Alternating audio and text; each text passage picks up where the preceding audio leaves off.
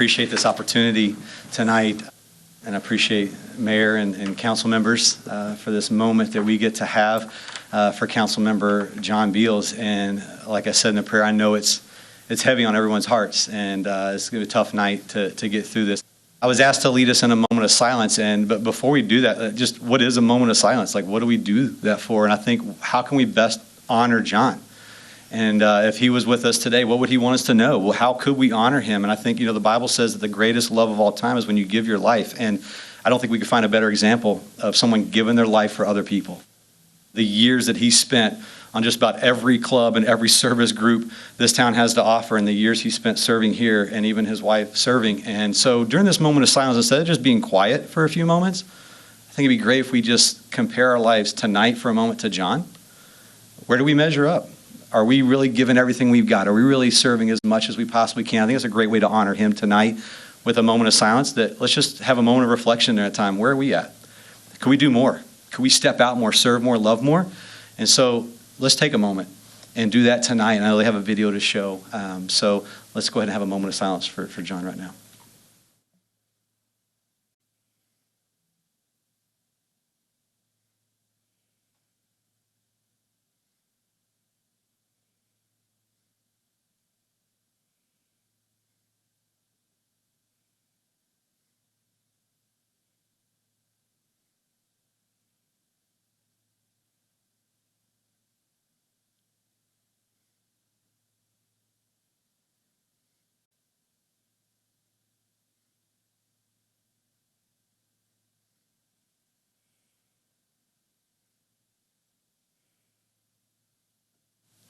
Thank you.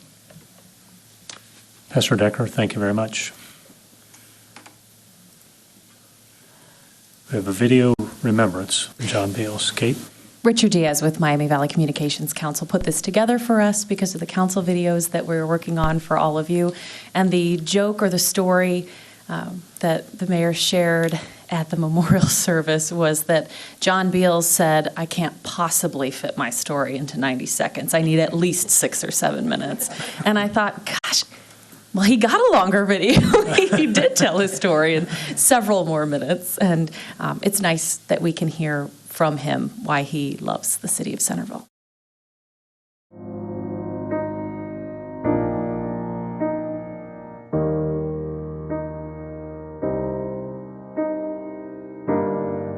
I am John Beals, and I've been a member of council since January of 2008. My wife and I have lived here some 54 years, so I'm very familiar with the area and very knowledgeable about the history of Centerville and how we got to where we are. We raised 3 children all through the Centerville system, K to 12, and of course they're grown, and they have rewarded us with 3 grandchildren. So we have 1 in Columbus and 2 in Florida. Of course, we spend our time with each as much as we can, and they all seem to come in on the 4th of July to help celebrate Americana Days, so we look forward to that. My career is in civil engineering, and I worked for a number of years with the Ohio Department of Transportation in Columbus. And then from there, I hooked up with Bill Lockwood, and we formed a partnership of Lockwood, Jones, and Beals, now known as LJB Incorporated. And so that's like a 50-year relationship that I have had with that company. And so as I retired from my work back in '07, it seemed natural to put my name in for trying to be on the city side of that ledger and take advantage of the broad experience that I gained over these last 50 years. I'm very familiar with the Miami Valley and the officials in the Miami Valley because I've met an awful lot of them through my design experience. And I've been honored recently being voted in as chairman of the Miami Valley Regional Planning Commission. And of course, that's a gathering of about 70 officials from all the communities around the greater Miami Valley and about a 3-county area. And so that's been quite an honor, and I've been very appreciative to receive that, and very enjoyable. I guess I could go back to the beginnings that I'm a local chap, that I grew up in Miamisburg and passed newspapers for some 6 years over there as my humble beginnings. And I remember riding the bicycle out from Miamisburg to Centerville to take part in the ice cream festival that the firemen put on. And I could imagine riding a bicycle out 725 or Miamisburg Centerville Road back in those days when it was a 2-lane road and not nearly the amount of traffic. But anyway, that was one thing that I do remember. Go to any activities here in Centerville like Americana Days, Benham's Grove, the activities there, sense of taste, the football games, the big cross-country track meet we had, and run into the people. And then that is what you'll remind yourself is that the quality of the people that you're around, and of course our safety service, our fire and our police are top-notch, our school system is just great, but it's the energy that I receive off the people. That's what I'd say is how I love the community.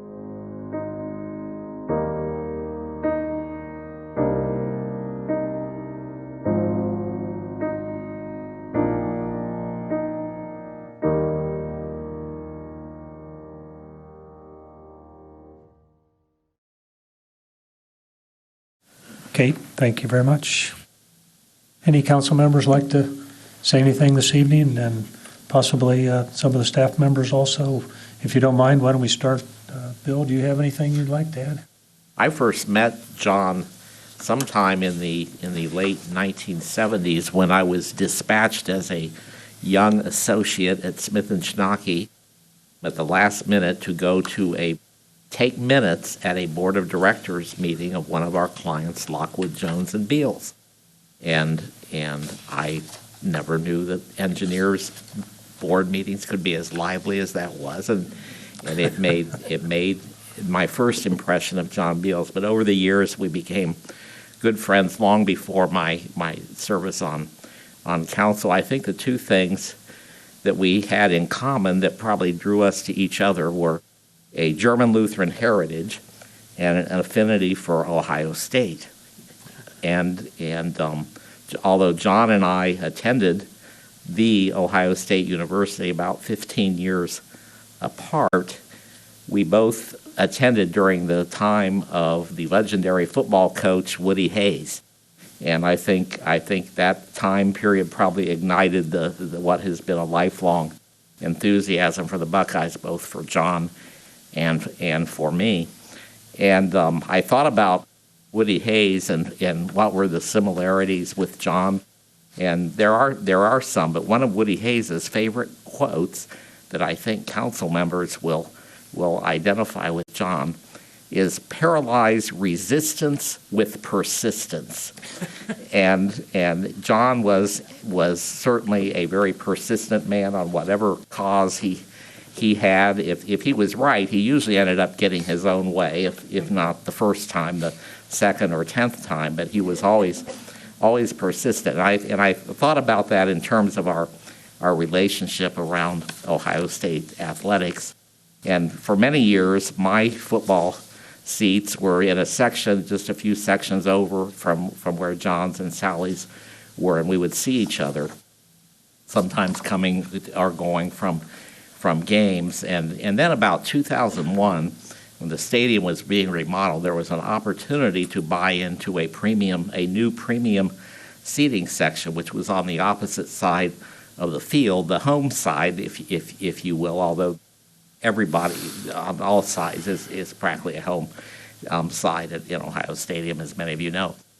But John didn't need to move to the premium seating because he already had much better seats than I had. So he stayed on what we would refer to the visitor side, and I got some very nice seats on the opposite side.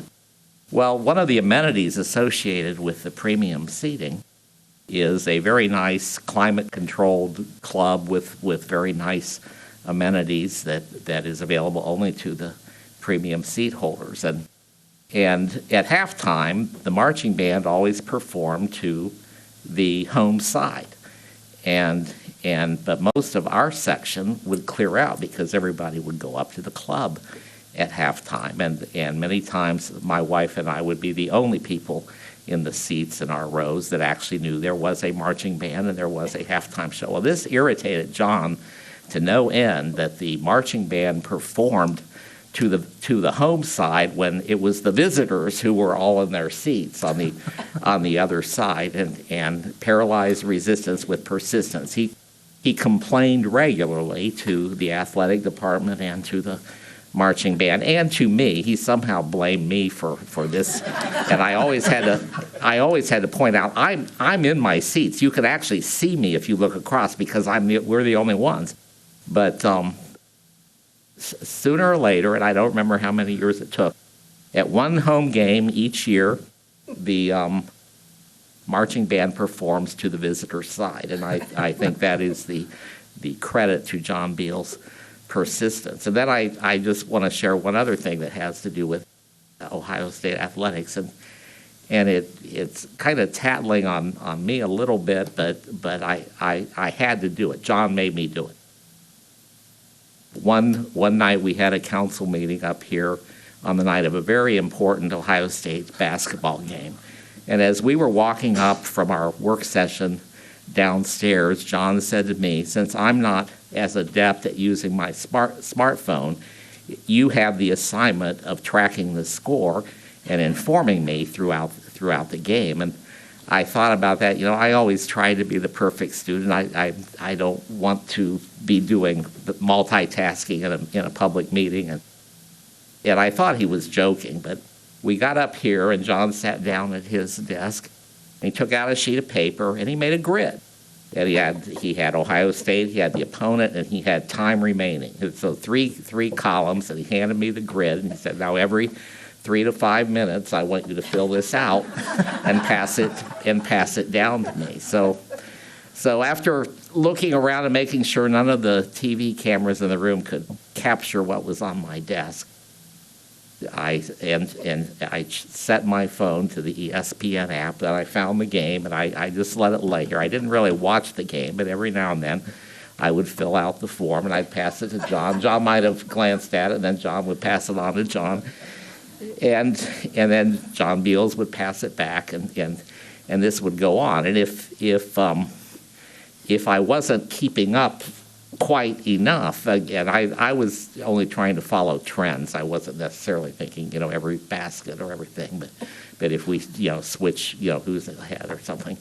But if he got impatient, he would nudge John Poucher, and John would point to the grid, and I'd fill it out and pass it on back down. And in the meantime, John is doing what John always does in meetings, and he's asking the questions and he's giving his insights and so forth. But he wants that grid, and so you get down in those final minutes of the game, and everybody knows the last 2 minutes of a basketball game usually take about 20 minutes. So we're in a tight game, and we're in those final 2 minutes, and most of the time is in commercials and timeouts, and John is getting so impatient because nothing's coming down his way, and it's because nothing's happening, and they call a timeout, and the other team calls a timeout, and sell more beer, then we go back, and finally I had to write John a note. It's time out, and because he was just getting too impatient. So we won the game, thankfully. I let him know that, so now we both can concentrate on the meeting, and then as soon as the meeting's over, he comes up to me in typical John Beals fashion, and he wants to know the details of the game. He wants to know how this player did. John, I'm only tracking the score. I'm not watching the game, and so forth. But paralyzed resistance with persistence, and I really felt when John gave me that assignment, I had no ability to say no. Thank you, Bill. Very good. John Palter. Yes. I thank the good Lord for the opportunity to serve with John for 6 years. He's an enormously detailed person, the engineering man that he was. I can remember the first time I ran for office, and I'm going door to door, and I covered a lot of the city, as did John. John did not sit back and let election come to him. He was out there going door to door, door to door. I run into every neighborhood I went into, so I don't know whether he left my information or I left his information at by the end of that first time we ran against each other. He was really a great man, a great grandfather. Yeah, I'm sure that we've all learned from him while he was sitting up here those 12 years. I'm going to miss him. All I can say is I thank the good Lord for the opportunity to serve with him for 6 years. It's the highlight of my life, not to mention my career, be able to work with the people I work with, but John in particular. Thank you, John. Belinda. I knew John for about 30-some years when we both belonged to Sycamore Creek Country Club, but I really got to know him. The past 12 years we served on council together, and he always had questions about things I would never even have thought of. And so I learned so much from him. I'm more of a big picture person. He was greatly detailed, so I always learned a lot from him. What I found over the last couple months, though, when we decided with Mark Ingert to run together as a team, I really saw a different side of him. We had to convince him to run with us. He didn't want to do it, and he ended up doing it, and we actually had a great time together. And I saw a different side of him than I normally would see at meetings. So we ended up having a lot of fun, a lot of laughs, and good times talking to residents and working together on our campaign. And he will be missed. Thank you, Belinda. Joanne. I met John briefly when I was still with DP&L, and he would be on the board of the South Metro Regional Chamber of Commerce. That's where I first met him, because I was on that board for a few years. And, he was always very generous with his time. He was a humble man. He could take a lot of kidding. I was always impressed because he got kidded a lot. Sometimes his questions were so detailed that our eyebrows would go up, and he took it all in stride. But I did have one quick story. I felt like he took me under his wing, and as we got together more often, we tended to coordinate more often, and we'd often give each other rides to different events. And the one committee that he was on was the Sister City Committee, and in 2017 went to Germany on their rotation, and I was able to accompany John and Sally and my husband, Steve, on that trip. Unbeknownst to me, he'd made arrangements to have us meet up with the good friends that they had in Germany, John Dieter, the Osmers family, and he had made arrangements for us to meet with them as well. And so he's talking me into it, when we're on this trip. Of course, we go to meet this couple, this older couple that were very good friends. And John Dieter had been the Bürgermeister, which is the mayor of Bad See. And anyway, John Dieter and his wife had a farm, and on that farm they had put in a biogas system, basically an energy recovery type system. And because I had this DP&L link, he thought I'd be very interested in this renewable energy process, and it was very fascinating. So we got a big tour of the farm. We got a detailed tour of this biogas system, which is basically, it's like I think we call them digesters in the U.S. You bring in, manure and products, grain products and grass and all these things, and you mix them together and you create methane, which you burn in a generator. And he was very proud of it. It was a very nicely done, very well planned out system. He raised pigs just for the manure. But the real highlight was they can really make wonderful desserts over there. And his wife had a spread of 2 desserts. The best one was just strawberry shortcake with real cream. It was just it was just out of this world. But I want to thank John for that experience. And it was just so John. He wanted to make sure we got to see that and meet that couple and learn from that. He was always in a teaching mode. Thank you. Thank you, Joanne. First time I really got a chance to talk to John was 4 years ago on the election night. He came up to me and goes, "So what are you going to do now with your car now that it's painted?" And I told John, I said, "John, it's not painted, it's wrapped." And he started laughing. And so this year when we decided to run as a team, I told John, I said, "John, I'm going to get the car wrapped again." He goes, "You're going to have that thing painted again?" And I said, "No, it's going to be a wrap. We'll be able to take it off." He just looked at me and shrugged. it was an honor for me, being the new guy on council, to serve 4 years with John Beals. He talking about a guy who's a legend. The whole family's a legend. They've been involved in Centerville forever, ever since I've been present here in Centerville. So it was an honor for me to work with John. It was an honor for me to call him a friend and a colleague, and he will sadly be missed. Thank you, Mark. Wayne, I know you had a lot of interaction with John. A lot of interaction. I worked with John for actually 2 years and 2 months to the day, and in those 790 days, I think I've got at least 1,500 stories that I could share. I won't go into those tonight, but I think we got at least 2 stories per day from John.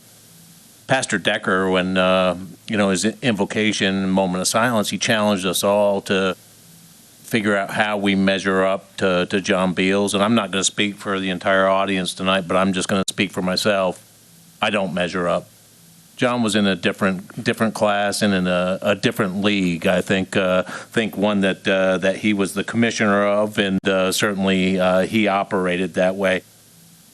Speaking with his wife Sally over the past couple of days, the word she used to describe John, which I think really hits the point, is rambunctious. She said, "Oh yeah, he could be rambunctious," and I was like, "Yeah, I think you pretty much hit that one on the head."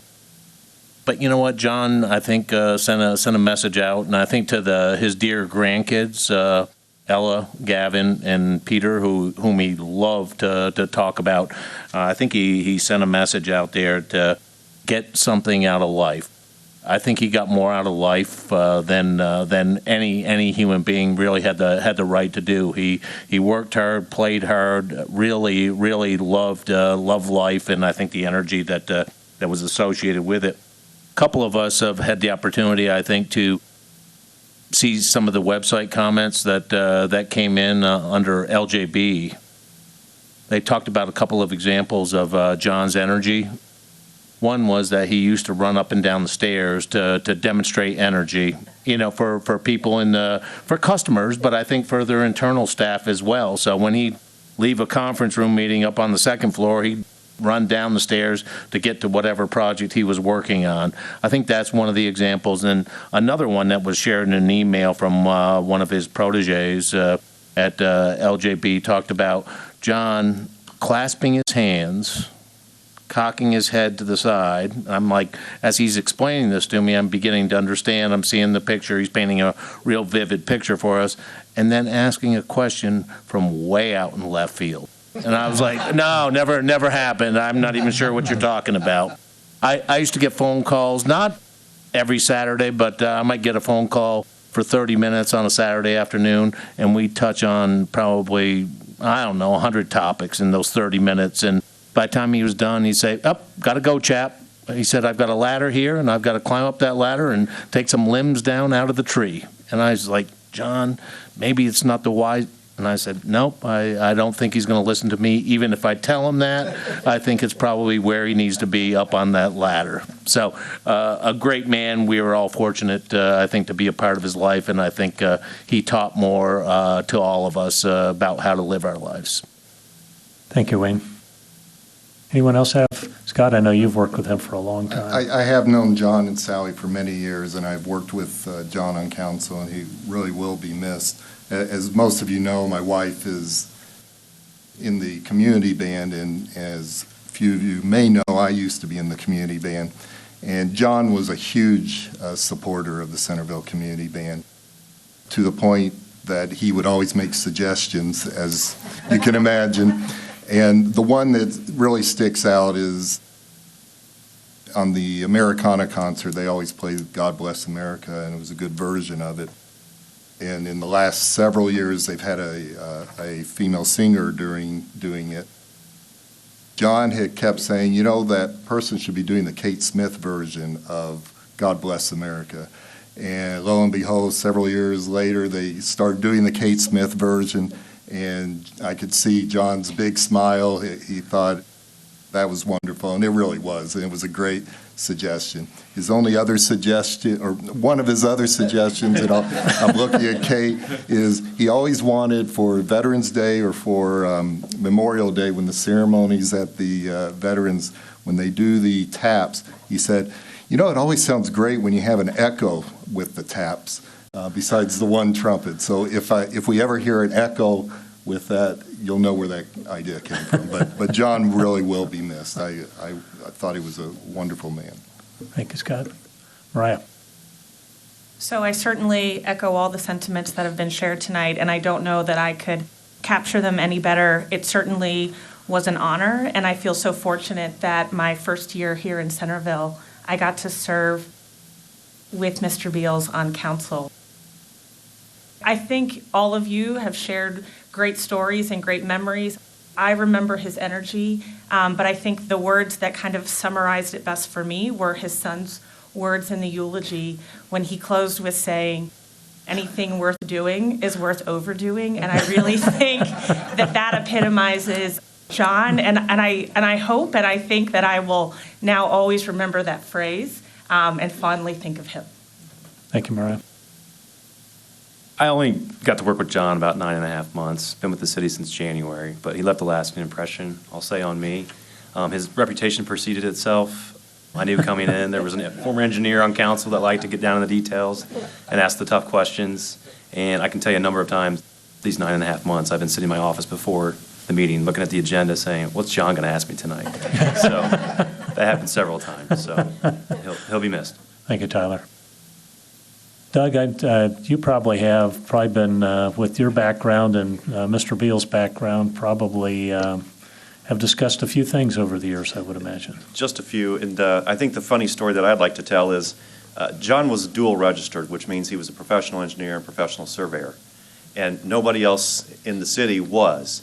But if you remember, especially on Planning Commission and even council nights, when you'd have a boundary description come up, he'd always ask us for questions, and if we saw any errors, well, of course, we're not surveyors, and so we were always trying to figure out how do we figure out what he's going to ask, and if it closes, and if it all meets the standards. And so Jim and I don't know how we came up with it. We said, well, why don't we start asking the developer for a closure report? So we started getting those, and of course, he'd still find errors in the language. But yeah, that was kind of the story. But yeah, we worked a lot with John. He'd come in every once in a while and talk recycling, talk Ohio State, talk about the stormwater drainage task force and any kind of infrastructure questions. And he was a great teacher, like most of you have said, a great person to have a story with, and a great friend. So thank you. Thank you, Doug. Just a very few comments about John. 6 and 7 minutes doesn't do John justice. I mean, we could go on for much, much longer. I do want to mention that morning, there were a lot of people that assisted that morning.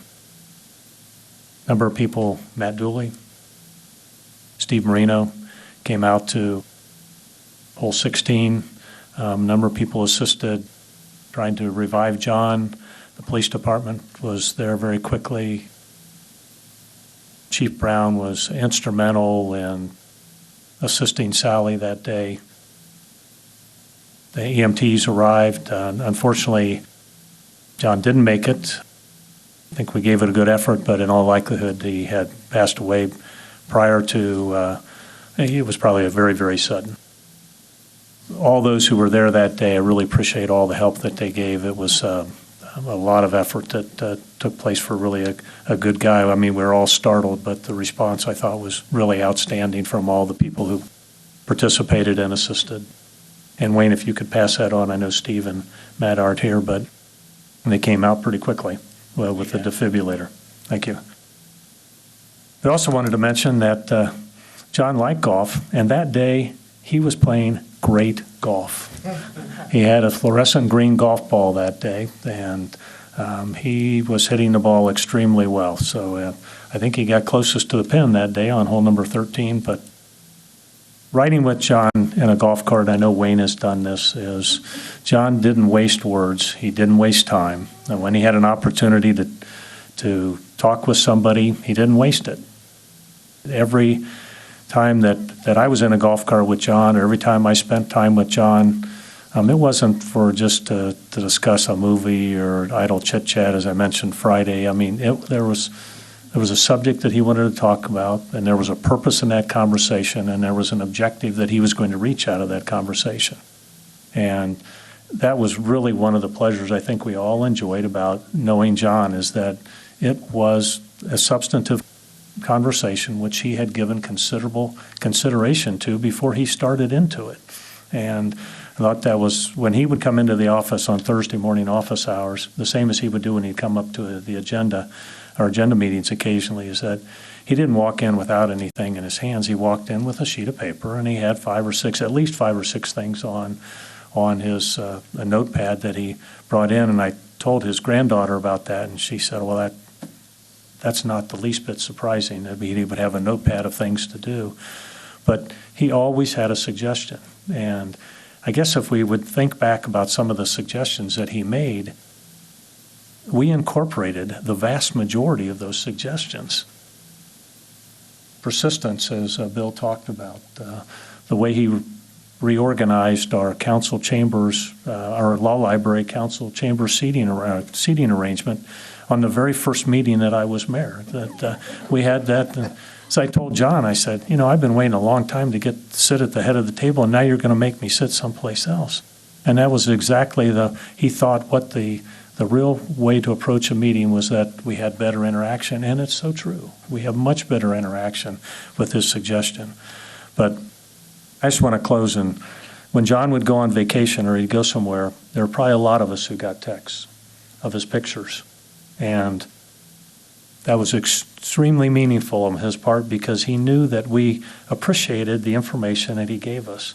If it was a picture of a cabin, or was a picture of John in front of a moose, a fake moose, or it was a picture of John and Sally, the place they ate, or a picture of John down at and Sally down at Greenbrier, it was evidence that he enjoyed the camaraderie with us, and we felt that with him so deeply that I think it was just always the way that he was so considerate, that he was learning something new and he was passing it on to us every time he sent us a picture. And I think that's the way John lived his life.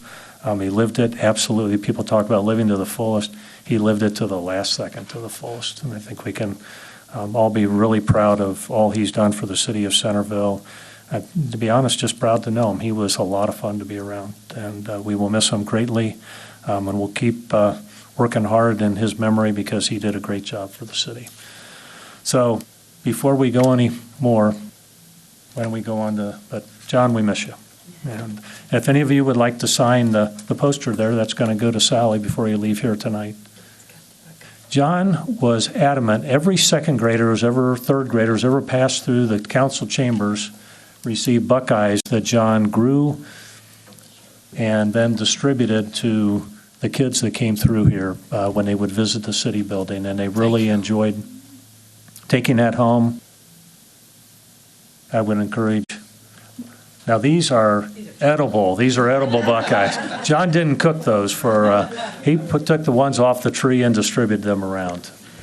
John liked to brag that he planted that tree in his front yard from a Buckeye, and it's a magnificent tree, and he always liked to describe it as a very generous tree.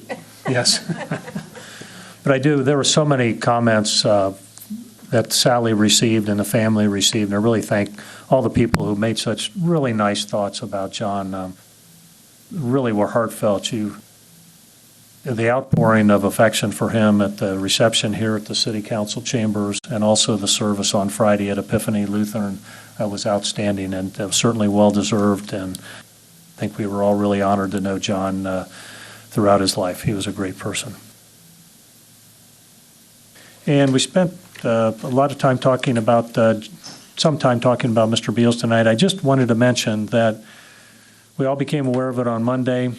Sally and family decided that they would like to have the visitation here on Thursday afternoon from 1 to 4. And Wayne, the staff did an outstanding job of putting that together, making the council chambers very welcoming to the hundreds of visitors who came by to greet the Beals family, and great work. And Kate and Laura, Mariah, and others. I know that just about every department in the city participated in getting the place ready for really what was a very nice reception or visitation for the family. So thank you all. That was really very well done by all of you. And Mayor Compton, I'd also add, I think, City Council did a fantastic job, as did staff, as you've alluded to.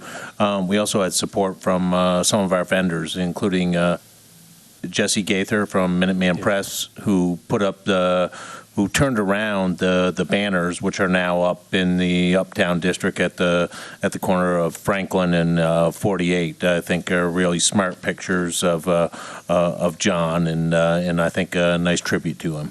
Yes. I might also mention those who were unable to attend the service.